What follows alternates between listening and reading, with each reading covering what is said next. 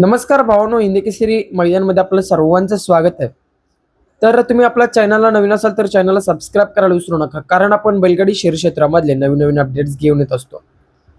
तशीच अपडेट घेऊन आलेले आपल्या सर्वांच्या लाडक्या बकासूरबद्दल. आता बकासूर कधी पळताना दिसेल? सर्वांना प्रश्न पडलेला आहे की आपला बकासूर कोणत्या मैदानामध्ये पळताना दिसेल याची अपडेट.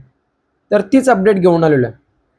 मागील बकासूरचं मैदान कलेडोनचं मैदान आणि त्या कलेडोनच्या मैदानामध्ये आपल्या बकासूरची नेहमीप्रमाणे सेमीला कडेने चिठ्ठी निघाली. बकासूर कडेने पळताना दिसायला आणि त्या मैदानामध्ये आपल्या बकासूरची हार झाली. असं भावांनो, या बैलगाडी शहर क्षेत्रामधले हारजीत होत असते.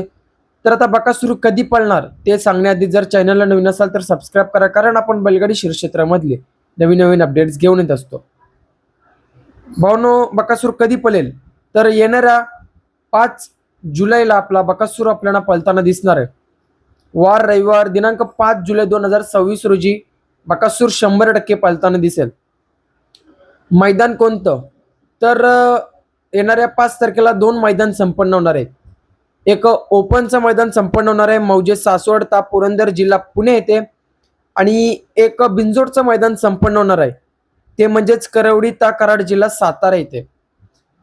तर अजून भावनो नियोजन फिक्स नाही की नक्की कोणत्या मैदानामध्ये पळेल, बिंजोड की ओपन, परंतु येणाऱ्या 5 तारखेला आपल्याला बकासूर पळताना दिसेल.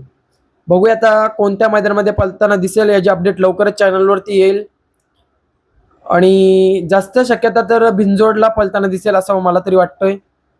बघूया त्याची अपडेट आपल्या चॅनलवर येईल. चॅनलला सबस्क्राईब करा. बकासूरला 5 तारखेच्या मैदानासाठी शुभेच्छा देऊया. लवकरच अपडेट आपल्या चॅनलवरती येईल. भेटूया भावांनो पुढच्या व्हिडिओमध्ये. धन्यवाद भावांनो.